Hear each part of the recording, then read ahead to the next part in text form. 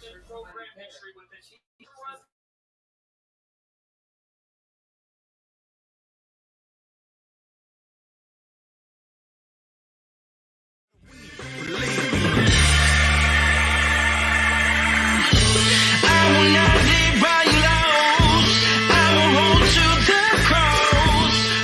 greatest power you possess is your ability to choose.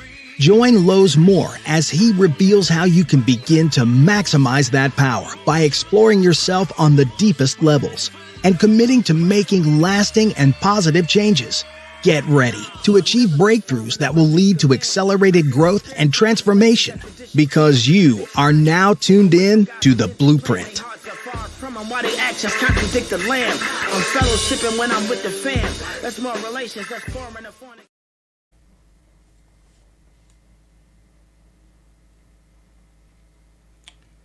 Good evening, and welcome back to the Blueprint Podcast. Man, I am excited to be back to you again for another Sunday evening. And man, let me just get rolling here. Let me start out with dropping my pebble. This is my pebble. See my little ball right here? This is my pebble. I dropped my pebble in the pond. I'm expecting a ripple effect. And I'm excited to be back with you guys. Man, we had a wonderful guest last week. Cassie Russell. We had a great conversation. Cassie was funny, man. And, so I got so many calls, so many texts, because many of us, we're fans of the New York Knicks. We live in New York. We should be fans, right? But it's been a long time since we won a championship. So now we have to reminisce. And for many of us, we reminisce about the Knicks in 1970 and 1972. And so it was crazy because I always say that every single time that I go to speak to some young people at a school, career day, so forth and so on. I always tell elementary school kids, middle school kids, and high school kids, I always say this to them. I said, look, I said, look, check this out. I hope this happens in your day. When I was in the 6th grade, right, the New York Knicks won an NBA championship. Not just one, but two. So in 1970 and 1972, right, we won 2 championships, right? So I hope you see it in your lifetime, right? So that's the biggest key, is being able to see it in your lifetime, right? To see the Knicks win a championship, right? So we're being patient, right? And so having a conversation with Cassie last week was just so powerful, because Cassie was a member of the great Knick teams, and he was one of my favorite. I loved all the Knicks players, but he was one of my favorites in regards to, he was come off the bench and instant offense. As soon as he came off the bench, it was like boom, boom, boom. I don't know if you heard the little video that they did on Cassie last week, and when Walt Frazier was saying, Cassie, you think you gonna pass, you're gonna pass the ball or rebound the ball? He said, man, they don't pay me to pass and rebound, they pay me to shoot. Right. So that's Cassie. He used to come off the bench, man, with all that energy and all that excitement, and he'd come in that game, man, he'd be ready to play. But man, just thinking about those guys, Willis Reed, and he was telling the story about Willis Reed and him being in the locker room when they was fixing Willis up for Game 7 at the Garden. They didn't know if Willis was gonna play or not. They was trying to get that hip ready, that knee ready, and he left out of the locker room and he came out before Willis, and everybody thought it was Willis coming out, and then they realized that he was a smaller version of Willis Reed, and it wasn't him. But I mean, that night was so electric. As a little kid, man, as a young man, watching the Knicks, man, that crowd going crazy, man, you was getting a buzz in your head. and then Cassie comes walking out, and everybody go, whoa, and then Willis coming out and hearing the announcer, man, talking to Cassie, man, brought back so many memories. I kept hearing, here comes Willis. Here comes Willis. I mean, it was just a powerful, just such an amazing time back then in terms of having a conversation with Cassie, man. Just such a great man, great character, great man of God, just awesome. So, you know, I want to say thank you. And in regards to February, we did 29 days of the Love Challenge, right? And I got a call the other day, and somebody called me about, you know, the Love Challenge and how that those 29 days sparked something in them, right? And what happened was that our activists, random acts of kindness, right? Every day we're looking for a random act of kindness every single day, right? Because we believe that love is transformative, right? We believe that love can change the world, and so I've gotten so many texts, so many calls, but this one was very unique. He said, Lowe's, you know, and watching you, you know, during those 29 days, it sparked something inside of me, right? And man, I just get such a joy of trying to help people since, man, you activated something inside of me, you know, and I get so much joy in trying to help people and trying to motivate people and trying to give back to people. And he gave me an idea. I won't share it with you. It's coming soon, right? You know, because we want to continue this this love challenge. We will continue this love challenge. And I got an announcement coming up real soon. Here's Joyce Meyer's book, The Love Revolution, right? If any of you are trying to activate yourself and activate love in your life, please check out Joyce Meyer's book, The Love Revolution. And so also I want to talk real quickly about this is, you know, celebrating Women's Month, right? As we celebrate Women's Month, it's a lot of things going on. I think there's a multiple sclerosis month, right? And then we got Women's Month, right? And so you know, we got Women's Month, but before I give you something on Women's Month, I want to talk about another part. All this is exciting. March is just exciting, right? But we want to talk about March Madness. Woo, man, we in March and the madness has already started. You know, the Final Four this year is in Phoenix for the men and in Cleveland for the women. I mean, just exciting to already yesterday. Well, I'm gonna talk about 2 days. Yesterday, you know, Cardoso from South Carolina women's team hit the last second shot to help South Carolina win to the championship. You had the you know, that was an agony, thrill of victory and the agony of defeat. You know, Tennessee thought they had it. Next thing you know, the shot goes up. They didn't have it, man. It was just exciting to watch the game yesterday. And then, you know, today, LSU and South Carolina, man, it was just as exciting.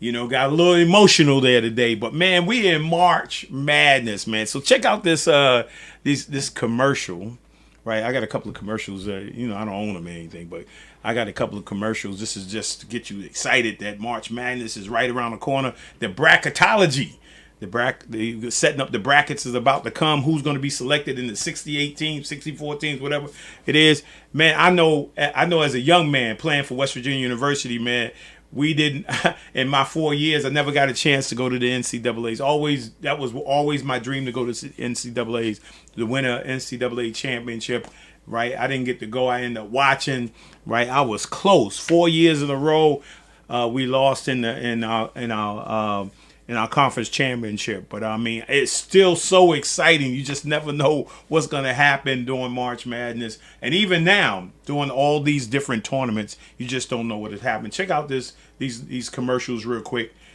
Get ready. March Madness is here. Maybe you can start planning to go to Phoenix or start planning to go to Cleveland, right? So check out this commercial.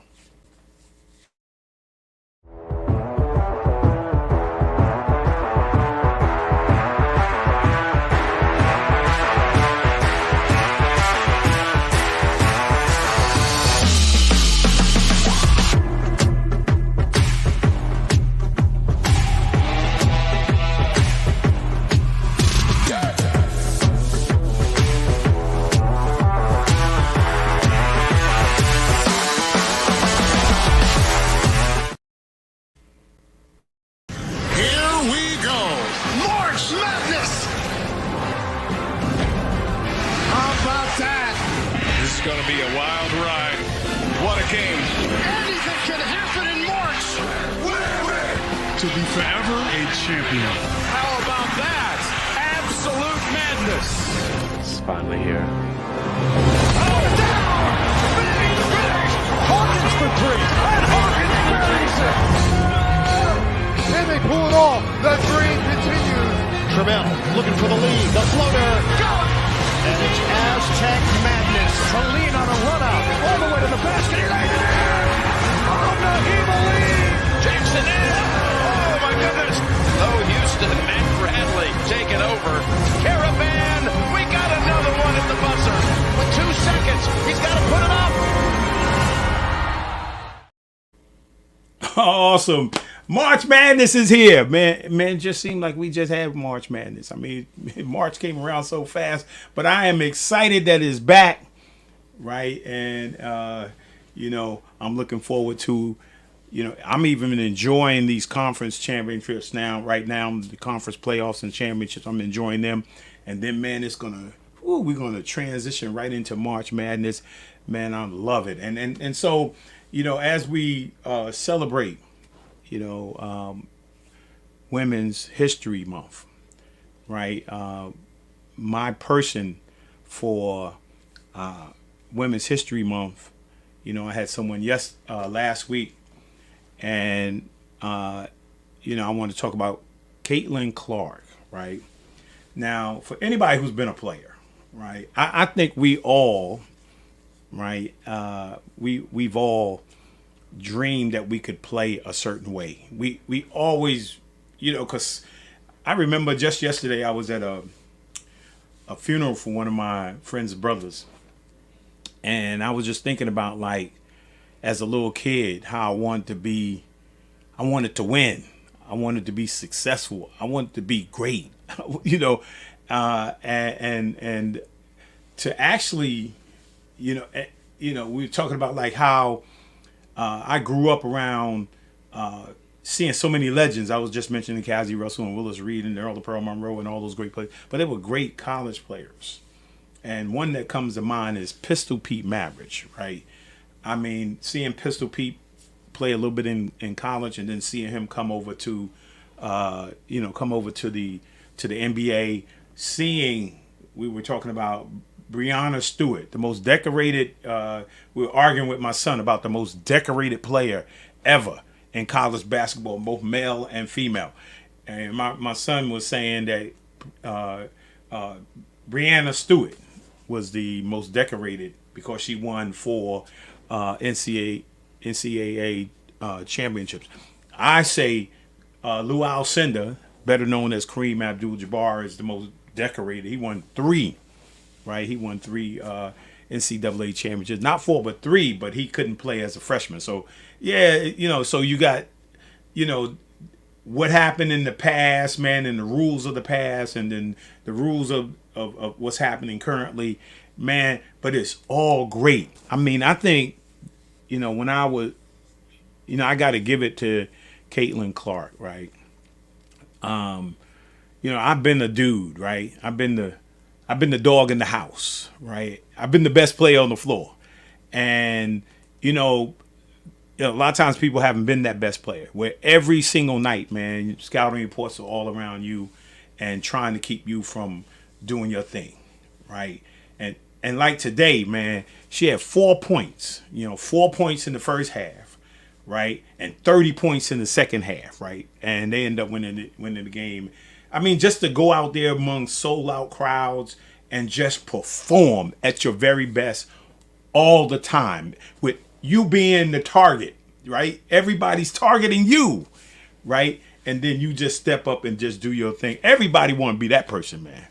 Everybody want to be able to play at their best and be their best. So Caitlin Clark, man, has done some things like breaking the women's all-time, right? The women's all-time scoring record for college, and the all-time for both men and women, right? I want to show you these 2 quick videos of her. She is my celebrating Women's Month is Caitlin Clark.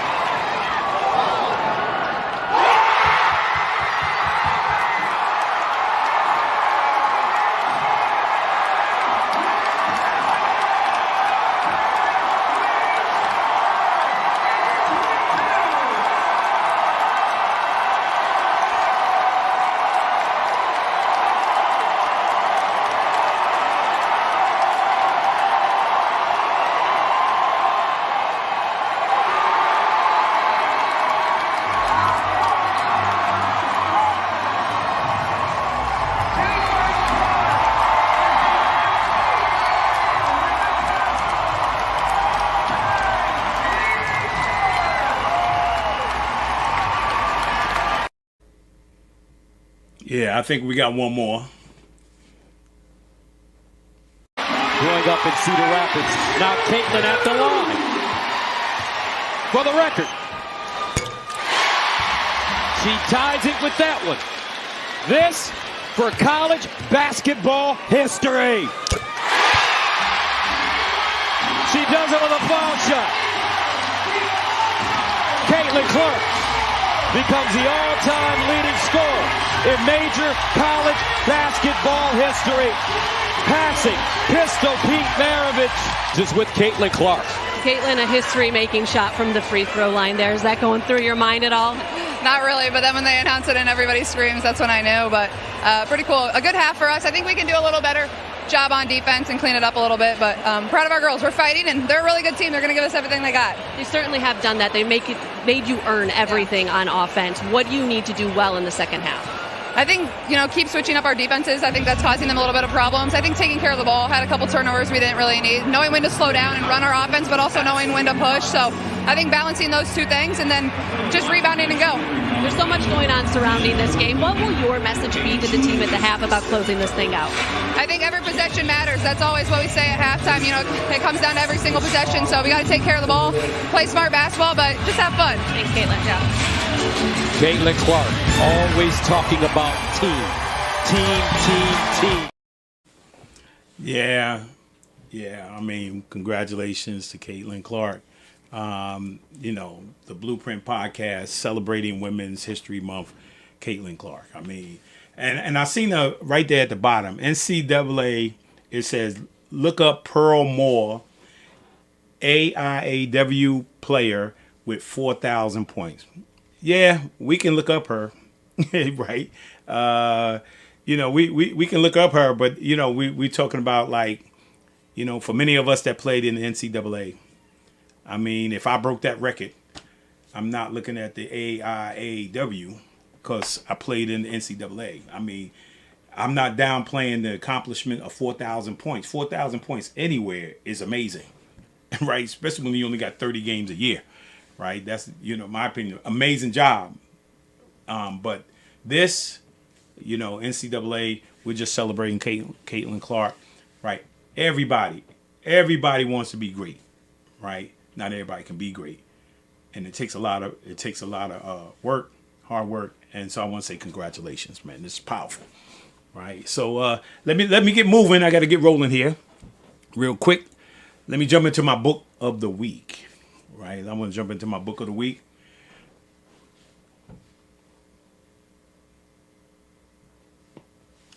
Yeah, book of the week, Beyond Basketball, the national bestseller, Coach K, Mike Krzyzewski.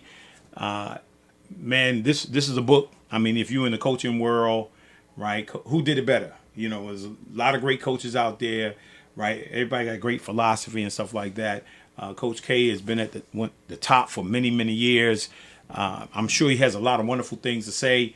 I've read a number of his things, particularly how those coaching situation, how coaching translates into real life, right? That's what I enjoy about a lot of college coaches, right? Because they're not just teaching basketball, they're teaching about life, right? And so teaching strategies and disciplines and structure. Right, so if you get a chance, get this book here on Coach K. It's going to be a powerful read. I love reading people. One of my favorites is Don Chaney, right? The great Don Chaney, and Bobby Knight. I love reading all their stuff, man, and I love the amazing things they did. And one of my all-time favorites is John Wooden. So, yeah, awesome, right? So make sure you get that book. And then my word of the week is affirmation. You've been hearing me talk about affirmation for years now. We've been just going on like our third or fourth year in the podcast. Affirmation, every week you get an affirmation. Affirmations motivate, inspire, and encourage us to take action and to realize our goals. That's my word of the week, right? Every day, right? You should either start out with a scripture or start out with a quote or start out with an affirmation to start your day. Just wake up, have it ready to go. This is what I'm going to do today. This is what I'm going to say to myself today to get the ball rolling early in the morning. So And then here's my affirmation. This is my Hill Hopper and Pierce Hopper moment, affirmation moment. It says, by John Wooden, talent is God-given. Be humble. Fame is man-given. Be grateful. Conceit is self-given. Be careful. That's my affirmation of the week. And here's my movie, my music and movie, right? And I'm honoring, since this is Women's History Month, right? Celebration of Women's History Month. Man, what better way to do it than my movie being Dreamgirls? And then 3 of my favorite songs of that movie. I did leave one out, right? But we all know that what at least my favorite is, and I didn't put it in there. But Listen, right? Listen was one of my favorite in the movie. I don't know what's your favorite song in the movie. Love You I Do, right? And then When I First Saw You, I said, oh my, what a dream. Oh yeah. So, and then real quickly, that's my music and movie. And then real quickly, here's my person of the week, Dawn Stanley. Yeah, just powerful, man. And I got a little video on Dawn real quick. Let me show this video so you're going to enjoy this. And congratulations that they won the championship today.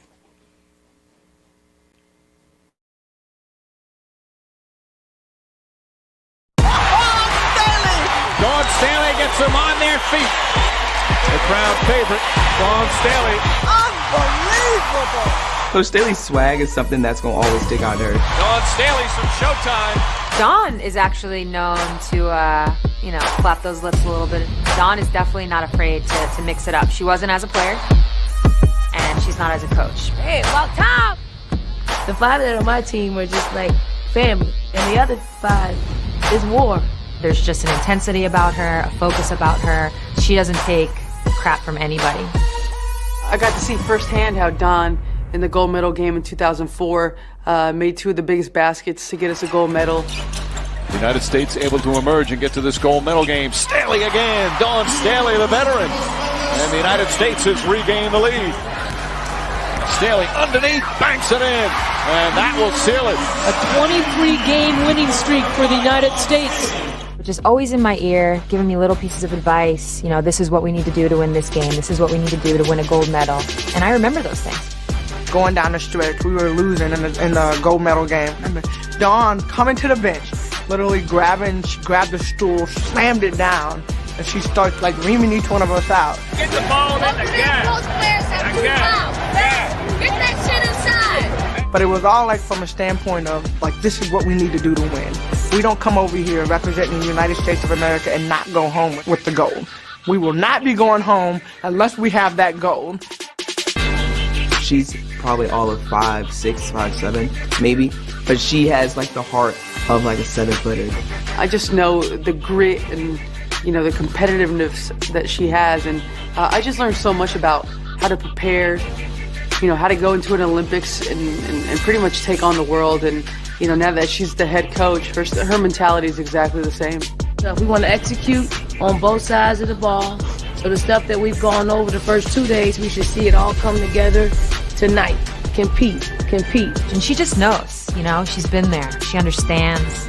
She knows what it's like, to be a player. And so that connection that you can have with a coach when they've actually experienced it, it makes things a lot easier. We're not even going to get to talking about her hairstyle. That's all the way different. And I would look back and I'm like, you have some crazy hairstyles. And she's like, yeah, just make sure you look okay because you're on a big stage now. She's seen different perspectives. She's seen both sides. She knows what's happening because she's been there before. She's been on the court. She's been going through all the things that we're going to go through. Me right now versus prime Coach Staley. I'm betting on me all the way. Yeah, my person of the week, Coach Dawn Stanley. Yes, awesome. I don't know if there's anything else I got to share, but let me get to this last interview and get my guests on here. We're going to have some fun tonight. So check this out. Ex-basketball player, assistant coach.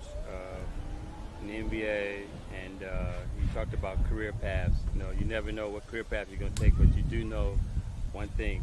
If you don't get a good education, you don't keep your grades up, you don't work at it, you don't get a chance to have an opportunity to do any of these things. You know, as a young individual, you know, you need to realize when you're young that you need to have a good reading skills, writing skills, and just communication skills, you know, because at some time in your life you're going to be doing something besides a sport, you know, and lots of times when you get older, you see it now, but when you're younger, you don't see it.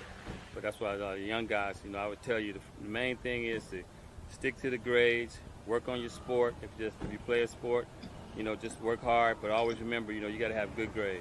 And the thing that I learned once I went to Michigan, you know, I had a great education from there, and I could go anywhere. If I didn't even make it in basketball, I'd have a diploma that they can never take from me. They took my basketball, but they can't take my diploma from me. I'm an assistant coach. I've been coaching the NBA for 12 years.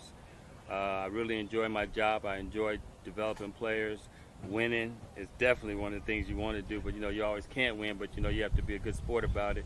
But the thing about coaching is I never thought I'd get into coaching, but as much as I love basketball, that was an opportunity for me to stay in the game. And that's why I enjoy coaching so much.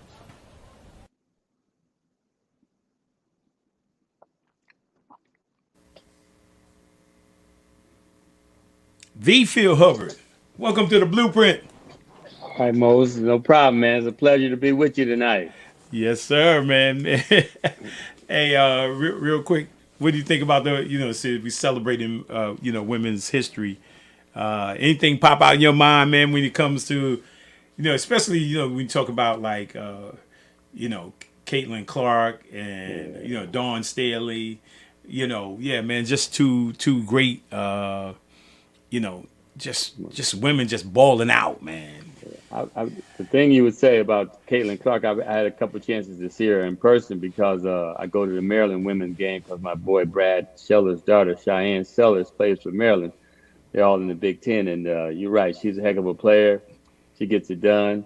All the pressure on her, they're playing boxing one, all kind of different defenses. And she's definitely hard to stop. She's got a high level, a lot of range on that shot, and she got a good motor. And then Dawn, you got to be respectful of her coaching and playing, just taking her teams to unbelievable levels of basketball. I'm really proud to say that, that she's done such a great job at South Carolina, and just to see her keep advancing the game of women's basketball. Yeah. I mean, I remember, man, I knew when seeing her as a player and seeing her play in the Olympics and stuff like that, and they said she was going to be coaching, I knew that she was going to be fiery. And then she went to Temple, right? Mm-hmm. And then she turned Temple's program around, man. Them girls was balling out. And she wasn't taking no nonsense, right? No, she's definitely the voice, that puts that, in their ear and let them know that, hey, do it this way, do it my way, or you won't be here. So that, you got to do a little bit of both. But I'm sure she's grown over the years about coaching too, because, the players change each year. And I think she's gotten better with the communication and the skills too to keep your players, and it's tough because, every year they're in the top 5, top 1 in the country. So people are trying to knock them off. Yeah. And what's crazy is that she's lost some good players. Yeah. I mean, she's lost some McDonald's players, and yet, the results is still basically the same. I mean, she lost 5 players last year, right? She lost you lost the whole starting 5. Right, and you undefeated. And she went back out, like I said, she replenishes the thing and brought these other players in, and they doing the same thing. They're doing the system. The system's there, everything's there. She just got to get the right players, and she just keeps getting the top players, and she also developing players too on her bench. Yeah, and I was telling everybody that last week I had the great Cassie Russell on, right? The Michigan man. Michigan man. Yeah.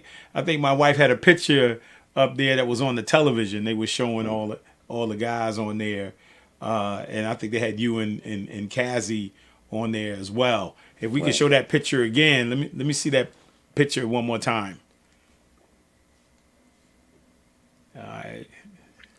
Yeah, so we see Cassie there, right? Rudy. I mean, you got Rudy Tomjanovich, and you got Glenn Rice, Phil Hubbard, Glenn Rice. Oh, and, my God. Ooh. Woo, man, yeah. And then so you, Tom Donovich, Cassie Russell, right now is the only 3 retired jerseys. No, we got one. Glenn Rice is retired. Glenn Rice. Oh, you got to have Glenn Rice. Yeah, you got to get Rice. Glenn Rice is retired, definitely. Yeah, we you got got to have 4 Glenn Rice. and 5 and Button and Button's double. So you got those 5. The 5 guys that their jerseys are retired in the program. I'm very proud to be one of the 5. yeah. You know what's crazy is West Virginia, right? I guess is what you've done in college that they retire your jersey, but I think to get your jersey retired in West Virginia, man, you had to be an NBA Hall of Famer. Wow. Well, I'm glad. Look, it took a long time to get Michigan to retire some jersey, and I got to give this to Tommy Amaker. He was the coach there, and Tommy pushed, to bring that tradition back there, get some jerseys retired, get the kids closer to the game. He really pushed for us. If it wasn't for Tommy, I don't know if we'd have some retired jerseys. We'd still be waiting on to get some too. but I'm really proud that Tommy took charge of that and got that done. Well, yeah, it's crazy because I think you did a speech. You and Tom Vandonovich did a speech for the team one time. And who was the coach then when you came in to do this? Beeline. Coach Beeline. Yeah. So now Beeline was the one reason that I hadn't been back to West Virginia in some years. Right. And I got a call from Coach Beeline saying they were having the 100th game between West Virginia and Pittsburgh, the rivalry game, right? And then he started bringing all the alumni back. Yep. Right. And so I'm, Beeline's awesome, man. He is awesome. He kept that tradition at Michigan when he got there too. Having a reunion, trying to get everybody to come back. You're still a part of the program. You still want them to win, but you get a little distant when you move away. You get a little older because you're not there. But if you don't live in Michigan, but he pushed for the players to come back and celebrate your years that you were there. And him and Tommy. So I really appreciate that too. That he was definitely guy out front trying to get that done. Yeah, and then after Beeline, Coach Huggins came in. Bobby Huggins came in. I know Bobby real well. Yeah, and Bobby when I was a freshman, Bobby was a senior. So I played with Bobby 1 year. And so I've known him over the years. And so he kept the tradition alive. Yeah. Right, bringing all the players back and having the reunions and doing all those different things too as well, and so when you're talking about like congratulations, you guys just won high school championship, state championship. Name all the championships, man, this year. So I actually help out coach at the school, Paul VI here in Virginia, and we actually play in the Catholic League with DeMatha, Gonzaga, St. John, one of the toughest high school leagues in America, we say. And we won that championship this year. Last year we lost at the buzzer, but this year we won that Catholic League championship. That was Monday. And then next Saturday, we won the Virginia Independent State Championship. So, we had a great team at Paul VI. I'm just happy to be a part of it. Glenn Farello, Curtis Simon, all the coaches, best. They do a great job. But the one thing about our school, we got 5 Division I players going to college this year. 5. Ooh, 5. That's remarkable. And 2 of them are going to Duke. I'm going to say it. One's going to Connecticut. One's going to Rhode Island. And one going to Notre Dame. All seniors. So, it's just they've been an amazing group of guys. No, you got some ballers, man. We got some ballers. Yeah, we got some ballers there. Oh man! And here's some pictures. I mean, with the team and stuff like that, man. Yeah. All you guys. Yeah, it's been very, very, very rewarding to be a part of that program. Yeah, man. Awesome, man. And the thing is, man, you having to experience something. Yes. And then have to give it back, right? And do you find that your accomplishments and then coming to support or to help them out, that they've been respectful and appreciate your because you're volunteering? They show a lot of respect and appreciation. Yes, they do. I mean, I think the big thing is a lot of them don't really know me at first, because think about it, they don't know my history, of what I'm bringing to the table. Then the coaches, they say, well, Google him or something. Then we talk about, but they know now. They know now. When I first got there, they didn't know, but they know now. But the thing is to be a part. I want it to be them, not me. You know what I'm saying? It's their time. I know what I did in the past, but it's about them. It's about getting them better. It's about them enjoying their lifestyle in basketball. How they're gonna go on and have the best career they can have, and help they get a chance to play at every level. College, pro, whatever they want to do. But again, they know a lot about me and they respect me. But again, at first, I don't think they understood. I have even coached 12 years in the NBA and played in the NBA. And they start seeing cards. It's like, oh, coach, you did that. You guarded Larry Bird? I said, yeah, I guarded Larry Bird. You guarded Michael Jordan? I attempted to guard Michael Jordan. Yeah, it's interesting, man, to see, young people, today in particularly, and you coming back to support them and be helpful to them, and they see, here's this tall guy. Who's the tall guy? Who's the tall guy? Like I said before, I didn't know how good the program really was. I thought I was just coming in to help out because at every level you want to coach. I've coached at every level now, and this is high school was the last level to get to, and then they said, well, why you want to coach high school? I said, well, I love to coach and I want to be a part of something just to keep me busy, but it's more than that. Once you get there, you wanted them guys to do well. You wanted the ups and downs they have, but you want them to make sure that they're understanding that we're going to help you get as far as you can with this basketball. We're going to teach you the way to play, give you the ideas, give you smart basketball player, but be tough too about it. You got to be tough, but just helping them grow as a ball player. And we've seen them grow. We can see them grow from freshman to senior year. We've seen them grow. Yeah, yeah, that's nice. Yeah. So real quick, talk about Phil growing up. Because there's three important questions. I always like to ask him: the importance of family, right? The importance of faith, and the importance of education. So, talk about growing up, mom, dad, siblings. Talk about that experience, where you grew up at, and bring us forward. Well, growing up, I grew up in Ohio. And it's funny. I grew up in Ohio, small town, Canton, Ohio, and my mother and father worked, and my sister, and I got another brother, so it was three of us. But I was in the middle. That's always tough. But that was tough. But the biggest thing about my family was, I had an uncle named Nate who was 16. On my mother's side of the family, they were tall. My mother's brothers were 6'8", 6'10", and 6'6". So I got it naturally from her. And I was like 6'7", but I just, wanted to play basketball. I tried to play every other sport, but in Canton, man, I have a guy by the name of Nick Weatherspoon.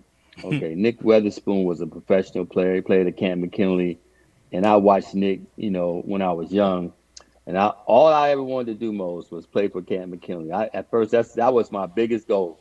My goal was to play for Canton McKinley because that was what I knew. I didn't know.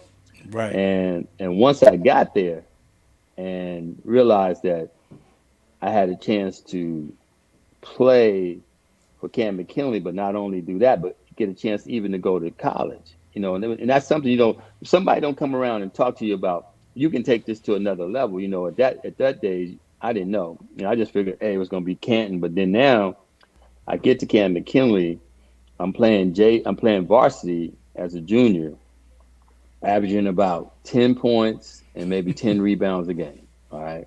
And things are going, we had a great team. I had a bunch of seniors in front of me. They shot all the balls. I just did the dirty work. They shot, and we ended up going down to the state, but we lost the game. We went down to the state and lost the game. We were 25-0, lost the last game. So now all those guys. Look. Mm-hmm. I can agree with you. In my senior year, we was undefeated and lost in the championship game. I won a couple of championships before that, but that last senior year, that one hurt. Yeah. But I was only a junior, so I got a chance to come back. You got to do it. So I'm getting to come back. So now all those guys graduate. Think about, all they graduate, and then now they leave me, there, with a bunch of juniors and a couple other seniors. And, now the other thing too about that awakened me as a ball player, that summer I started getting a bunch of letters from colleges. I mean, a bunch, like letters, questionnaires, people, interested in me, wanting to know about my family, wanting to know, my parents' name and stuff, your grade average and all that. And I started filling out questionnaires. I was getting them, by the load. And now all of a sudden I'm like, well, maybe I got a chance to go to college. Maybe I got a chance to play at college basketball. But I still hadn't, decided. I still was playing. So the next year was when things just took off, Moses. It took off, Mo, like unbelievable. I went from 10 points to 25, 26 points a game to 15 rebounds a game. And it just, and we went back to the state and got popped in the first game because I fouled out. So it was difficult. That was difficult. But, in 2 years of high school basketball, I only lost 3 games. And 2 of them was at the state, but you think about that, how that had helped me advance. But now, my parents too, they worked. They were hard workers. They worked in the factory. They were hard. Making sure I had everything I needed. I didn't want anything. But again, they didn't go to college neither. They were just workers. So now I got to make sure that I got everything in order. Your grades got to be in order. And I just wasn't a big student at that time. I wasn't a big guy that, so I got all A's. I'm a perfect student. No, I was, borderline this because I just thought that I just didn't need go how far I was going to go in basketball. But now I needed to pick my grades up and everything, work harder in the classroom, really focused on, advancing myself to the classroom. And I started doing that. And now everything's falling in line. But being from Ohio, okay, I am Ohio State. I was an Ohio State guy. Yeah. Ohio State football. That was great say. I was Ohio State. I was Ohio State everything. But I got recruited by Ohio State, and I got recruited by Michigan and Iowa, mostly Big Ten schools. And I used to get like bags and bags of letters from classrooms in Columbus, Ohio, telling me to come to Ohio State. I had breakfast and lunch with the governor, telling me to go to Ohio State. I mean, just pressure on a young guy. Saying, well, I'm gonna go to Ohio State. And the funny thing was, when I went down there, I didn't really like to visit as much. And I don't know why. I just had a different feeling. And coach at Michigan named Bill Frieder was recruiting me hard to come to Michigan, and I really wanted to go to Ohio State, but for some reason I didn't like the situation. So you signed a letter of intent. You remember that letter of intent? Yeah, I remember the letter of intent. Yeah. So I signed a letter of intent. I didn't sign a letter of intent. They drawed up a letter of intent at Michigan, and Frieder came to my house saying, this letter's going to expire and you need to sign this letter. And he stayed, I said, no, I'm not signing until Monday.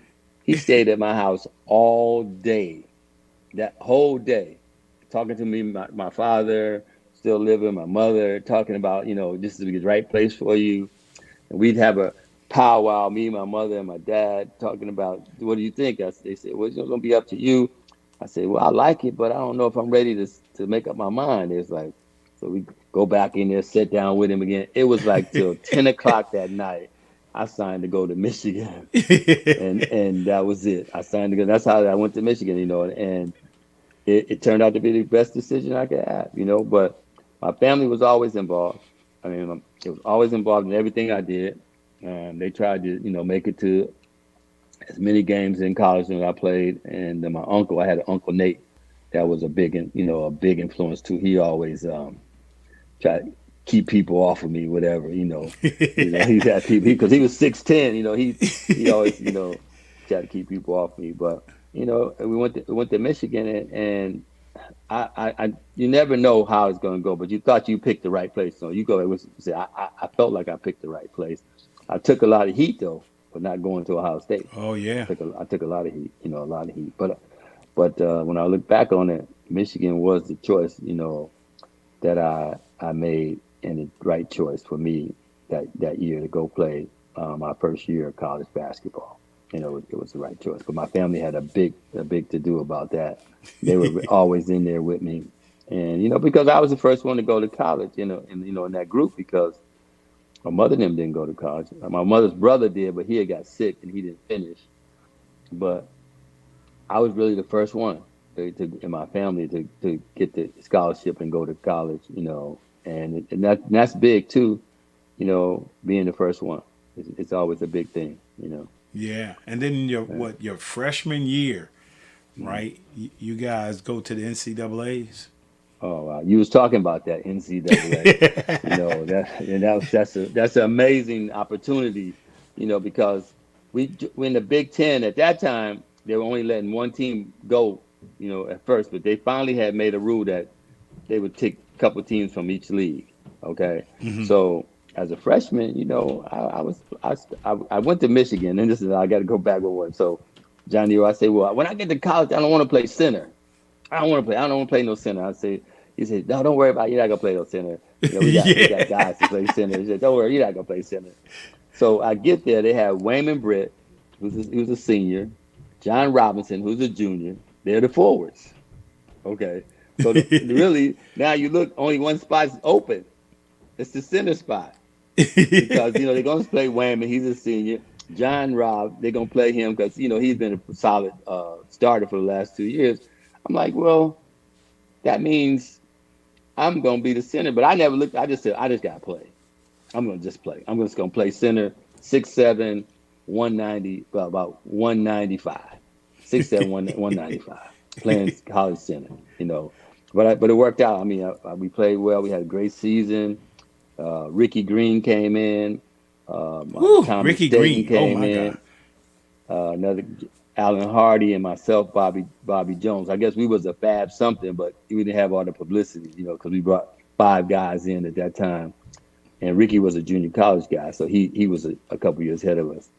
And I've always said this, and you talk about the NCAA. So we had a solid season. Indiana, we played them 3 times, okay? 2 times in the regular season. And they beat us the first time pretty bad at home. And then we played them in Indiana, you know, and we had the game, We had the game. And they tipped the ball in. It went to overtime, and we lost to them 2 times. So now we get picked to go to the NCAA. All right, we get picked to play the NCAA. And we got to play Wichita State. I never forget this. Wichita State. You know, Cheese Johnson. Oh, yeah, that's my man, Lindbergh. Cheese Johnson. Yeah, Cheese Johnson. Played against Lindbergh in high school. Yeah, and Cheese was good, man. Yeah, Cheese could play, man. He could play. You know, so we go to play Wichita State. Oh, and this is a feeling I've never forgotten my whole life. They are wailing on us. You know, they're up about 12 with about 8 minutes to go, you know, and we just can't get anything done. And so we knock the lead back down, keep knocking it down, get right in the game, you know, and we're down a point with about 7 seconds left, or 8 seconds, or maybe even more. Rickey swings, gets the ball, and gets to the basket, lays it up. We win by 1. And that's when I always believe now, that you win an NCAA tournament just because you're talented, yes. But there has to be some luck. When I work, and I woke up that morning, I felt like we had got beat. I mean, they beat us in every aspect of the game, rebounding, scoring, fast break. But we won the game by 1. We won the game by 1, and that propelled us, you know, to the next round, and we was able to get there and play Notre Dame, played Missouri, and end up being the first time 2 teams from the same conference made it to the Final Four. Okay, that was us and Indiana. Okay, then we play Rutgers, who's undefeated, with my buddy Eddie Jordan. And they play UCLA. They play UCLA, and we beat Rutgers, and then we were playing Indiana. That's the first time 2 teams from the same conference had played for the national championship. And Indiana beat us, unfortunately, for the 3rd time for the national championship. And they were undefeated. They were undefeated. And we were up 14. You was up 14? And the crazy thing was, I was in high school, right? So you was a freshman, so I'm a senior in high school. Yeah. So we're down at the NIT at the Garden, the Christmas Invitational. Everybody's there. I mean, Oregon with Ron Lee. And then great name. Great name. Right. And all of them got Fordham Universities there, you know, with Fred Brown. I mean, it was just players, man. I mean, just awesome players down at the Garden. I'm a little, high school kid, and when I seen Ron Lee looked like a grown. Tell you a story about Ron Lee. Ron Lee looked like a grown man. I was like, how old is he? He's like, he had the afro, the beard, and then they end up playing in the championship against Indiana, right? And Indiana came out. I was like, where they get these dudes from, man? These dudes were huge. I mean, Quinn Buckner, Bobby Wilkinson. I mean, oh man, they were just. I was like, they just like grown men. I couldn't see them losing, man. I'd say they cheating. They cheating. But Ron Lee, me and Ron Lee played together at the Pistons in the pros. Oh yeah, and and man. He was one thing he would do. He dove for the ball, Mo. Oh, he was always diving for the ball. I mean, Ronnie hit that floor, man. They had a night. Count how many times Ron Lee hit the floor. I mean, he was diving, but he was just like you say. He was muscular. He should have been a running back. Something. He played football. Period. He played football. But he didn't shoot. He didn't shoot well, but he played hard. He brought a lot to the table. He was a good dude. Yeah, he did. I liked him, man. He's left-handed too, so I liked him. He was left-handed. You hit it on the head, man. Ron Lee. Ron Lee. I was like, that's a grown man out there, man. That's a grown man right there. And and they. I mean, who else is? I don't know any other teams that's gone undefeated. No, they not since then. They were the last one. I think UNLV had the shot with Larry Johnson and Duke popped them, and knocked them out of the, beat them in I think the first round of the Final Four. But it hasn't been. That's been a hell of an accomplishment. But we had our shot. We just couldn't close the deal. We were right there. We had our shot. Well, the thing is, like, people don't. You kind of quiet player, did your job. So a lot of people won't know. Phil Hubbard, he did what? I get that. He did all that stuff. High school, college, and then you get drafted. No, hold on. I'm gonna give you what else happened. We forgot. After my freshman year, they had the tryouts for the Olympics. Yes. Okay. And I assume me and Ricky got invited down to Raleigh, North Carolina. Had about 60 players there, and I'm assuming. I said, well, I put this on my resume as I went and tried out for the Olympics. And Ricky, he probably should make it, but I'm going to try out. We go down there and try out. And man, it was a heck of a week, man. Dean Smith was there, he was coaching. John Thompson, they were coaching, so we were having the tryouts. Bo Ellis, all the players was there. I was seeing them. Marcus Johnson was there, but. I was like, well, I know I'm not gonna probably make this, but I was hooping, and then they had all the players from North Carolina, Mitch Kupchak, Tommy Lagarde.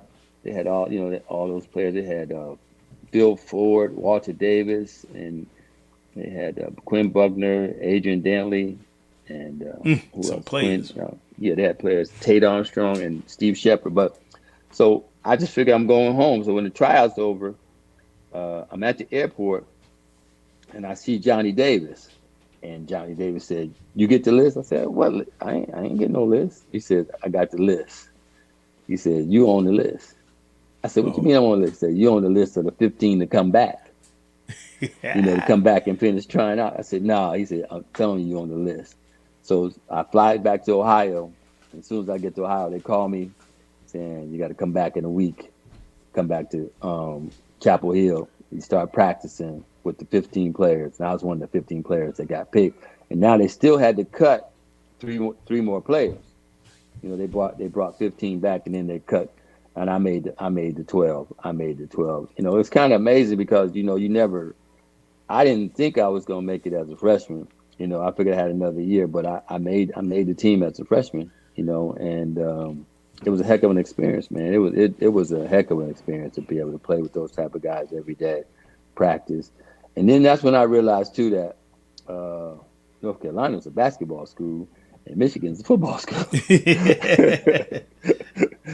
But it just realized the difference of different areas of basketball. But that was a great accomplishment for me in my career to be able to play at the Olympics. At that young, I was young. I was 19. I was 19 at the time. Yeah, I tried out for the Pan Am trials and the Olympics.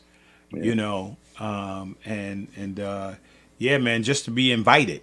You know what I'm saying? Just to be invited. Yeah, just to be invited. The top 50 players, you know, in the country, just to be invited, man. I played well, right? I played well, but you, man, that's a special thing to make the Olympic team win a gold medal. Remember where your gold medal at, man? I got locked up, man. I still got it, you know. I still got it now. That's been a valuable thing, a valuable thing to be able to have that, and, you know, to be able to part of that, because, you know, it's just when it comes around, I know the feeling, you know. But at that time too, you know, you think about it now, we were all college guys.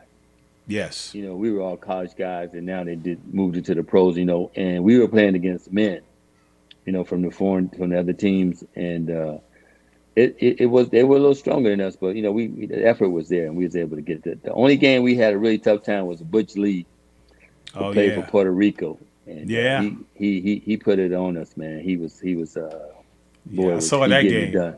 He handled that ball. He was scoring, you know. But that was in pool play. But we still ended up winning. But, you know, it just was. You know, you go back and look at your career. You know, you don't think about that.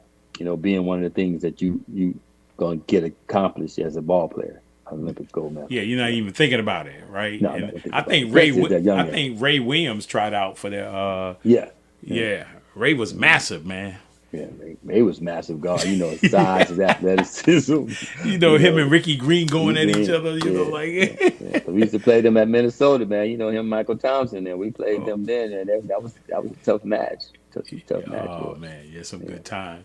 And then so from there, you end up after Michigan, you end up getting drafted by the Detroit Pistons. Yeah. I mean, talk about that experience, man, being drafted. Well, it'd be funny because, you know, back then they didn't have that big party they have now, you know, that celebration and all that stuff they had. They didn't have that big party and you know, coming. So the funny thing was I think I got hurt a year before, so I had another year of eligibility left.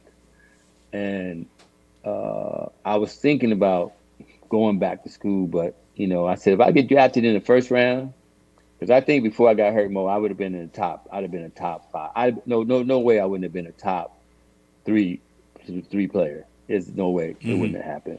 But I said, if I get drafted in the first round, a lot of teams kept saying they were going to draft me in the second round because they didn't think I was going to come. They thought I was going to go back to school. But the coach of the Pistons was Dick Vitale. You know, Dick Vitale was the coach of the Pistons, and he played for the University of Detroit. And we played Detroit in my sophomore year in the NCAA tournament, and he always would brag like, Michigan, they don't want to play us, you know, they don't want to play us, and they scared to play us. And so that year I went to the coach. I said, well, why don't we play Detroit? He said, we will not be playing Detroit. He said, we have nothing to gain by playing Detroit. That's what Frieda was telling me. I said, well, they keep talking that stuff. He said, no, we have nothing to gain. We won't play them in the regular season, you know. But we end up playing them in the NCAA tournament. And heck, I had 26 rebounds that game, you know. So Dick was the coach. He called me saying, look, we got 3 first-round picks, and we're going to draft you with the 15th. He said, we're going to take Greg Kelser, and we're going to take Roy Hamilton, and we're going to take you at number 15. I said, oh, okay. I said, well, you take me at number 15, then I'm coming. I'm leaving. So I knew where I was going to get drafted at. You know, and they called me on the phone saying the Pistons drafted you at number 15. You know, it wasn't that big hoopla like it was now. Yeah. I got the call and told my mother that, you know, I was going to go ahead and go to the pros. I wasn't going back to college no more. I said that was it for me. And the funny thing was, you know, you get to the pros, it's a lot of competition. You know how that is, Mo. Oh, yeah. It's a lot of competition, man. And, you know, that was the first time in my basketball career, after going through training camp and all that, the first game that I didn't start. I had started from my freshman year in high school, junior high, freshman, sophomore. I started, varsity. Started at Michigan as a freshman, started all the way through.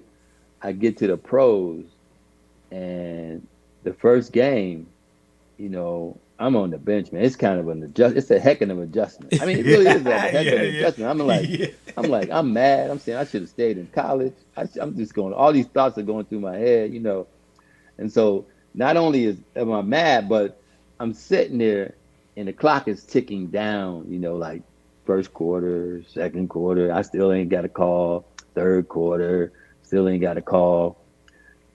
Fourth quarter, I still ain't. Oh man, you could have fried an egg on my head. I was so hot. I was hot. I was really hot.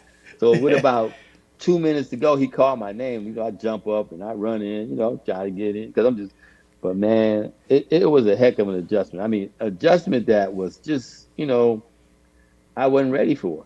Mentally I wasn't ready for it. So I was, I'm mad. I'd go back home and think about, was this the right decision? Because I could be playing now, but and this went on for the first couple months. I didn't play, and then we had a call in the middle of the day saying, "Don't come to practice, because they're gonna fire Dick, and we'll tell y'all to come to practice later on that evening." So they told us they're gonna fire Dick, and then y'all we'll call you and let you know what time practice is gonna be. And they fired Dick, and they gave me Rickey out of bottom. Rickey out of bottom. I know Rickey out of bottom. Yeah, Rickey out of bottom and Herman Cole. So they made them two the coach. So I'm thinking now I'm gonna get some run, but Rickey and Herman thinking about trying to save the job, so they're playing the veterans at first.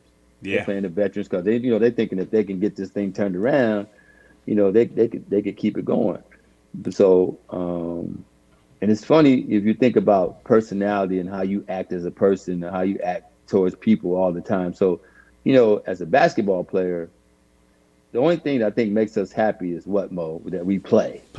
Either we play, we get in the game. That's the bottom line, So I was still unhappy because Rickey wasn't playing me. So I would get on the bus, and what the coaches said on the bus, right? And I just walk right by them, man. I would speak to them. I would say good morning. I would say nothing, both. I walk right back to the back of the bus, man. And I just walk on there, man, and then walk off. I was mad. So I just, so about maybe a month later, they called me in, and they said, we don't want to have a talk. They said they don't want to talk to me. So they said, Hub, we like you as a person, like you as a ball player, but we want to tell you something. We're not going down by ourselves. He said, listen to what I'm telling you. We're not going down by ourselves.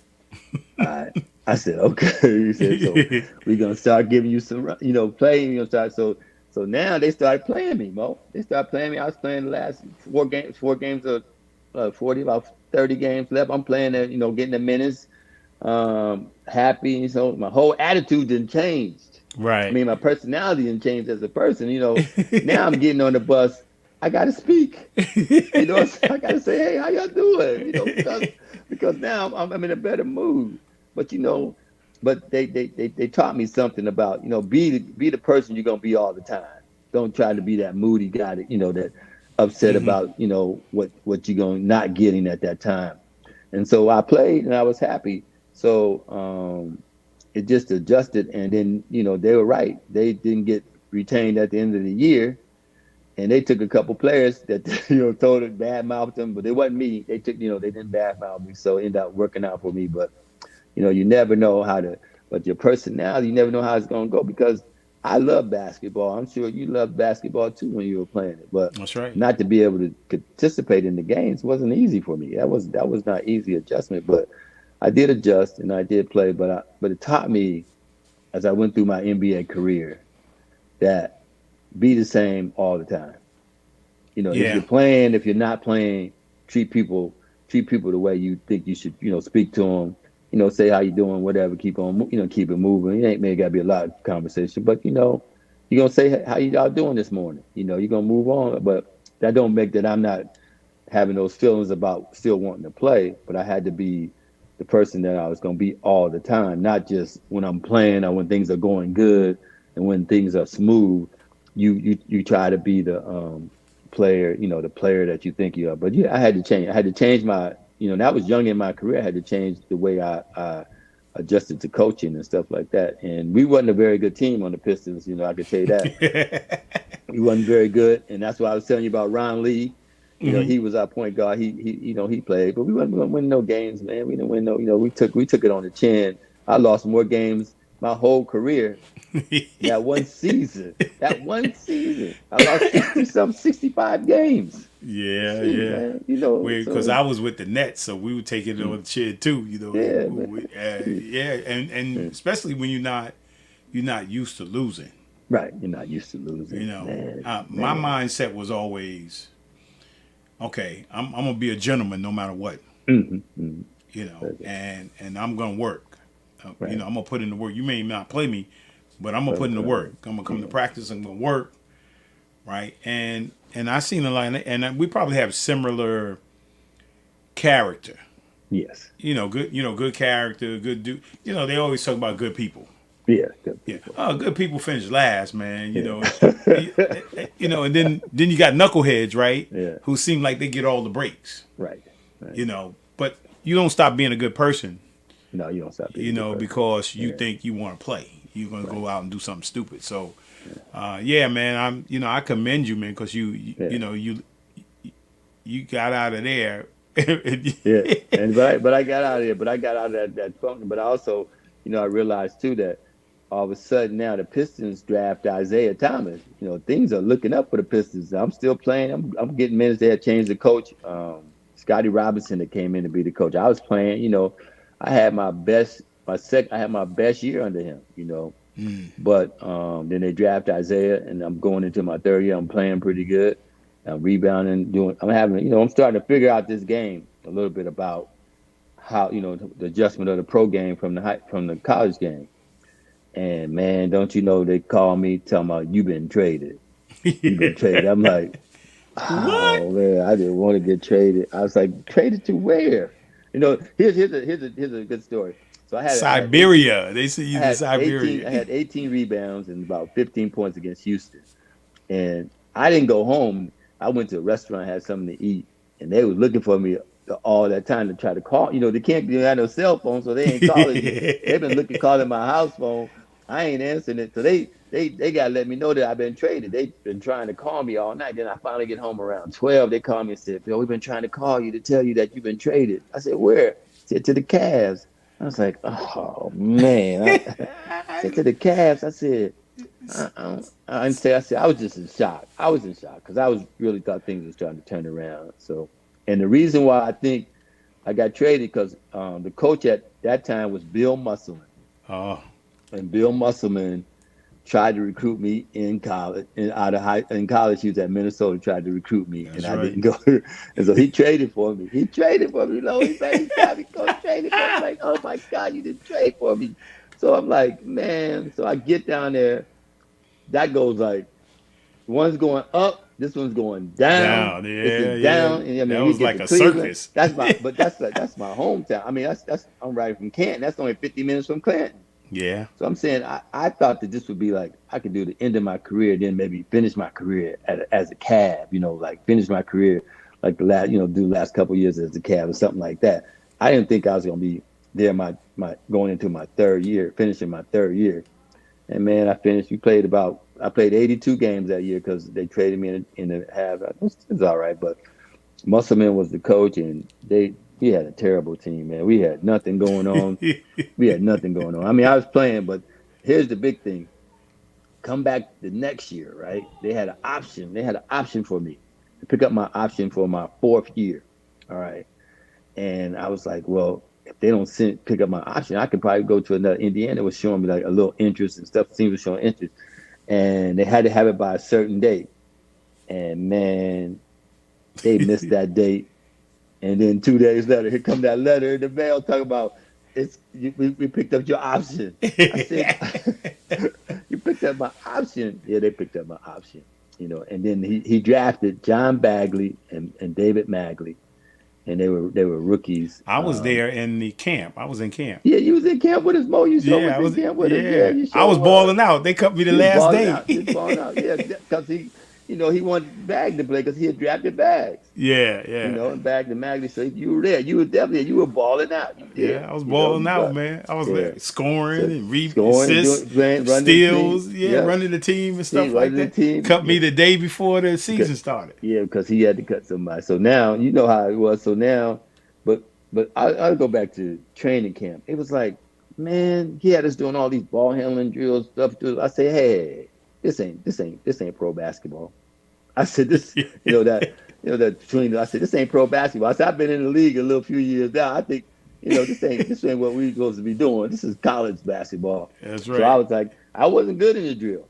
I say, man, but you put me on that court, I'm gonna get it done.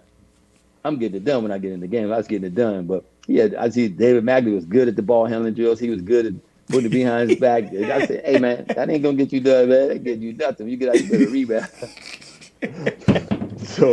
So he's like, I'm gonna play. I said, nah, man, I'm not about those drills.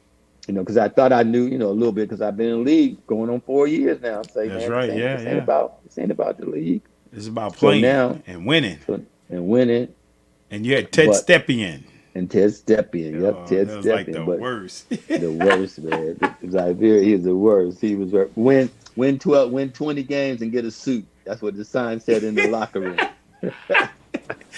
Oh man. Win 20. You're like 20, you get a suit. We have a suit. We couldn't even win 12. You win 20. Oh, so now, right in the middle of that, they decide to fire Musselman. Okay, they fire and they bring in Tom Selke. They bring in Tom Selke and they bring in Harry Weltman as a GM. They bring in some new pieces at that time, and that's good for me because Tom Selke, he came in, he cut the rotation. He said, look, you're gonna be my first forward off the bench. He told me that. So he had Cliff Robinson. Cliff Robinson. He was with me with the Nets. Yeah, Big Cliff. And he had one other guy, I can't think of who it was right now, but they were playing in front of me, Elijah Keenan. And then every time, boom, he came 6 minutes, I'm taking one of them two out. It didn't matter what was going on, Mo. He put me in at 6 minutes, and that kind of boosted my, got me playing. I played Jeff Hughes. They playing. We start, things started picking up, man, because I knew every night I was gonna play. Right. No matter what, I was gonna play 24 to 30 minutes a game, and that helped me advance my career a little bit in Cleveland and get things. But we still wasn't winning. We weren't winning no games. But I was playing that. I was getting it done. So now I would give you the big New York guy comes. So a couple years later, about a year later, we get World. World get World traded. Be free. Ron Brewers, World come there. Not World. His name was Lloyd at that time, but World. The World comes and he helped change things because one thing about World, he could put that ball in the hole, man. Oh yeah, without a doubt. Ball in the hole, and he wasn't passing. We had Jeff Houston was the point guard. They both from New York. New York. So you can't get a pass because Jeff come down the fast break. And it's me, you, Jeff, and World. He going to World side. So you can bet that he wasn't giving me. And I said, man, Jeff, I'm not making. He said, I got you. But things started turning around a little bit, man. George Karl became the coach, and we ended up drafting Roy Henson. There was a lot of good things started happening. Then Roy came over there, and he really was really had a good season. And George Karl, we had the best, had our best season. That's my seventh. I'm gonna go to the 7th year. I've been in there now. I came about 4 years, and I've been in the league 7 years. And you think about this. When you're in the league and your season ends every April, every April, you don't even know what the real basketball is about. Yeah, because it ain't no playoffs. Ain't no playoffs. Yeah. Ain't no playoffs. You don't even understand. So now we actually get good enough, and I think we played New Jersey for the last spot. In the play, and they were adding an extra team, and we make the playoffs. My 7th year in the league, You know, we ended up playing the Boston Celtics in the first round. But that was that. Then you could see what the basketball was about. You know, that's the real part of getting to the playoff, being able to play those type college. Of games. Yeah, it's getting to the NCAAs. I mean, you know, that's what you work for. Get to the NCAA to get to the pinnacle, which is the, you know, to win the Final Four, to win a championship. Yeah, but I've been there in 7 years. Didn't have taste nothing. You know, just season over. You know, season go home, get ready for the next year. Season over.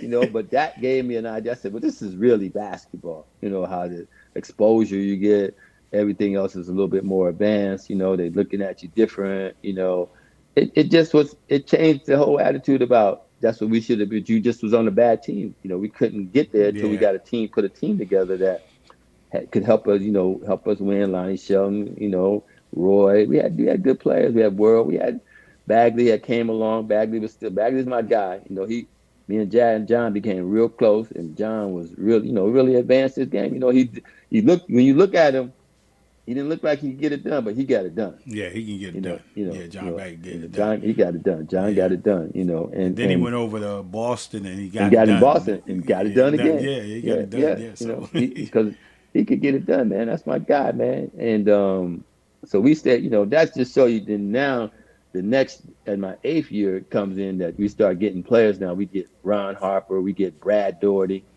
Mark Price. And it really starts. Was it Craig Elo? Yeah, Elo came on there. Now the team is starting to be elite. Yeah, you know, it's starting to get. But you run into. Yeah, we run into. Well, we dominate the 1 year, but we run into the Pistons. You know, we run into the Pistons, and I'll give you a good story. We run into the Pistons, and we were leading the league at that time in the division. We were leading the division, and. Rick Mahorn checks Mark Price with an elbow, okay, with an elbow, and this is probably my 9th. This is my 10th. He checks him with an elbow, and gives him a concussion. Gives him a concussion, and the Pistons are trying to repeat, and so we thought we could take him, but we couldn't take him because we had a terrible thing happen along the way. We played the Chicago Bulls. Okay, with the Michael Jordan, the Chicago Bulls. Mark Price, because of the concussion, won't play the first game. He didn't play the first game because, you know, he could have, but he didn't play the game. And we had beat Chicago 6 times that year. We lose the first game of a 5-game series at home. Okay, Mark plays the second game, we win. All right, plays the second game, we win. All right. And then the next game we go to Chicago, they beat us again. Okay, then the next game is the 4th game. They're up 3-2. They're up 2-1, and we about to go home. We won 59 games. We about to go home, and we beat them in the 4th game. So we figured we going back to Cleveland. We got this game. We got this. You know, we going back home. We gonna get them. We could not get rid of them suckers, man. That game went back and forth. And all you see, every time you see the shot, Michael doing like that, the last shot, that was the game. He hit that shot on us and won that game. And I say this, Lowe's, too. If you look up all his game-winning shots, majority of the shots he took, 99% was at the middle of the key in the free throw area. He took them pretty much there. Now, ever since he made that, and that was my last basketball game. That was my last game. After a 10-year career, that was my last game, and it wasn't a good feeling. We had won 50, 57, 58 games, and went home in the first round. You know, but you know, it just goes to show you, man. You never know. No, you don't. Know. You never know. And what was your thinking like? I mean, before. Did you know in year 10 or even before year 10, were you thinking about what was next? Yeah, I was thinking about what was next. That's a good question. I was thinking that I was going to go into business, you know, type of thing. I probably could have played another couple of years. I should have pushed it, went over, had a couple of deals to go see. But I was thinking, well, I'm going to get out this thing and I'm going to go into business. I want to own a car dealership. So I did some some work at that and see if that was what I wanted to do. And I thought that I wanted to and I remember Lenny used to ask me. Lenny Wilkins was one of my coaches at that time. He used to ask me, "What are you gonna do?" Everybody asks you, when you get, "What are you gonna do?" They ask you, and I guess I could have said at that time I wanted to coach it, and he might have been able to try to help me out because we had a good relationship. But I didn't want to coach at that time. I wanted to see if I could do business, and went out, worked at the car dealership, trying to get my intern so I could get my own car dealership. And man, I said, these some long hours, man. these are long hours. And I would play basketball at lunchtime. I still had some good life in my legs. I still was playing, weekends and lunchtime. So I was like, yeah, man. So I thought I wanted that I wanted that dealership, but the more I looked at it, I was like, I don't know if I want to do this. And I think the one of the mistakes I made was George Carl called me and said, "Come play in the G League, in the not the G League, it was called the minor league, CBA, the CBA." And he was up in New York. Yeah, I played with him. I was up there. I just left there, and I ended up playing with him that year for a minute. Yeah. He needed a player because he was losing players to injury, and I said, nah, man, because I kept telling myself I should have went on up there and played with him and demanded that he hire me as a coach. After I got done, say, right. Hire me as a coach. If I come play for you, but you got to hire me as a coach. But I wasn't advanced on my thinking of how far I wanted to take it then. But so I kind of was bouncing him around. I said, man, I got to do something with basketball. I got to do something with basketball. So I called Ernie Grunfeld. Ernie was on the Olympic team with me, and Ernie was the GM of the Knicks.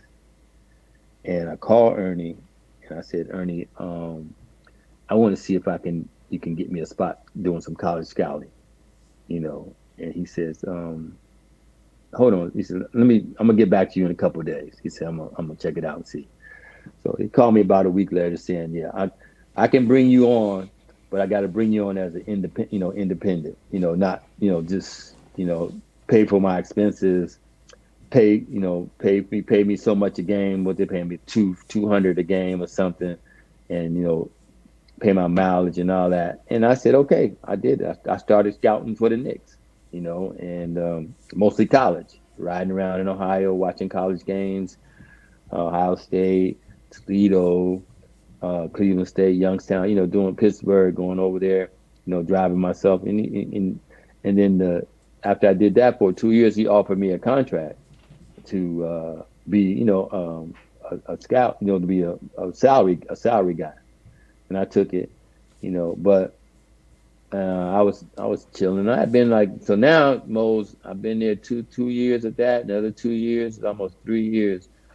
And the key was, I was talking to a friend of mine, the late Wayne Cooper, and he said to me, he said, are you in the pension? I said, what pension? He said, are you in the pension? I said, no, I'm not in the pension. So I called Ernie and said, Ernie, I want to get in the pension. And he says, we don't have a spot for you in the pension, but, we can raise your salary. And I called Lenny and started asking him about, can I be on his staff? And I had already scouted for 5 years, and Lenny, he passed me up the first time. The next year, he hired me on the staff. That was my first coaching job. Was in Atlanta with one of the greatest coaches in the NBA, Lenny Wilkins. And that's how my coaching career got started. Believe it or not, I never would have thought I'd be a coach, but Lenny hired me, and I owe a lot to him. And he was one of the guys. Ernie for giving me the scouting, and Lenny for giving me the coaching job, and that's how my coaching career started. I went on from coaching with Lenny for 3 years in Atlanta, and then I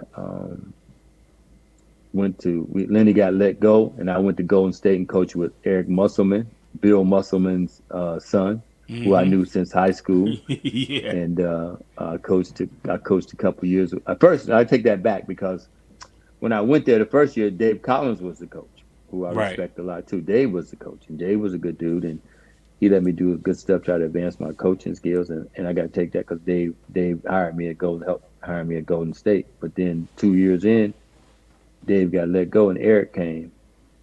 And in my third year, I finished my third year, and then Eric wanted me to stay, but he wasn't offering the type of contract. You know, he's offering like I think a 2-year or something like that. And my boy Eddie Jordan gets the job in Washington. Yeah. And he offers me 3 years in Washington. I said, E, man, I love you, but I'll see you later. So I went to D.C. and did 6 years in D.C. You know, 6 years in D.C. as a coach with Eddie, and we had great years. We had a lot of success. We had some ups and downs. That was after Michael had left. And we went to the playoff, I think, 4 out of those 6 years. And it was pretty good, you know. And then 2009, 2010, I decided to go. Musselman called me again because I was done with the NBA. He called me to come coach with him in Reno. Because, you know, so I said, all right, I'm coming. That's the G League. Right. But pretty much, you know, it wasn't a lot of pay. And my boy Coop called me and said, you want to go to China? I was like, I do want to go to China. I just want to see what it's like. You know, I want to see what it's like to go to China and coach. And Mo, I'm gonna give you this. I said, okay. So I said, Mus, I'm out. So I leave and I go to China for 6-8 months. And that was a different experience there. That was a different experience because now you don't realize the adjustments you have to do. You think about me as a coach, but think about the players when you come over there. There's a language barrier. You know, they don't speak English. You know, you got to get an interpreter. The food situation, the living, everything's an adjustment, man. You know, going there trying to coach these guys, and none of them spoke English. Wow. None of them spoke it. Just me and the interpreter, and you know, and that was a heck of an experience for me. You know, learning about culture, how they live, how they, you know, things they do. The basketball is close to the same, but it's just another country. You know, another country. You know. Wow, man. Yeah. Well, Phil, man, this is good, man. I'm sure the folks out there, man, you know, got a lot of information, man, and got to know who Phil Hubbard was, you know, and yeah, I mean, the thing is, I think that, you know, when you're doing something you love to do, right, no matter what it is, you know, you want to do it as long as you can. Right. And then I think one of the most important things I learned, you know, it's a business. Yes. You know, the thing in, you know, growing up in the recreation or the boys and girls club playing basketball and then going on to high school and enjoying yourself. And, you know, then even college was fun. But then when you get to the pros and somebody's paying you business, you know, and I think when you're young, you don't see it. You see guys play in the league, but you don't understand the business side of it. You know, and so sometimes that can take away from the love. Yes. You know, of the game, and so, and then, you know, a lot of us know how to get in the plane and fly that plane, and we can fly for a while. But I don't think we have a plan to land it. I mean, I think we just gonna crash. You know, we so just gonna crash. we just gonna crash because we don't know what we're gonna do. No, we don't know. What we're gonna do. And we've been in the locker room so long. Yeah. You know, and listening to the claps and the cheers for so long, man. We think it's gonna last forever. It's almost like an addiction. You know, really. In a way, it is. I mean, then you know, you are cut off. You're cut off. Cut off. Yeah, and that's tough. Yeah. Well, I appreciate you, man. I appreciate you taking the time out, man, coming on with us. Yeah, there's your picture, man. Your guys are playing in the Hall of Fame down there. That's my boy Gilbert. Yeah, some good pictures, man. So I got some good times. CJ is from my hometown. I went to high school with his dad, CJ McCullum. And there's my Michigan guy, Jawan, man. I gotta support my man Jawan. Yeah, you gotta be praying for him. No, it's hard, but it's fair. You know what I'm saying? It's hard, but it's fair. Yeah, I mean, you look at the legend. You know, Huggins just went into my former teammate. He just went into last year. He went into the Basketball Hall of Fame. Right. And then now he's not even coaching. Right. You know, so that's how fast things can turn. Change. And I know Bobby from Ohio too. I've been knowing him for a long time. Yeah. So, But I want to thank you, man, for coming man. on. I enjoyed it, man. It's been great, I'm glad man. that people got a chance to know Phil Hubbard, you know, and to know the things that you have accomplished.